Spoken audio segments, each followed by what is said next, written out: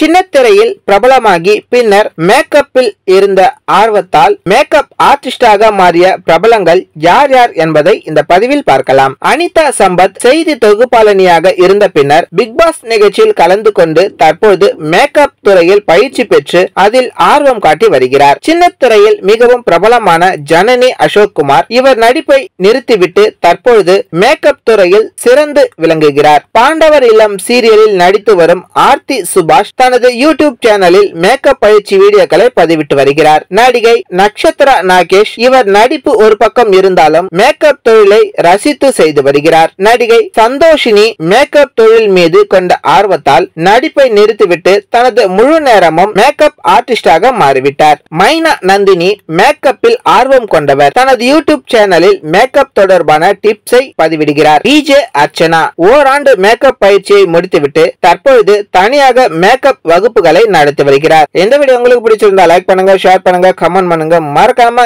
யோகி talk சேனலை subscribe பண்ணுங்க.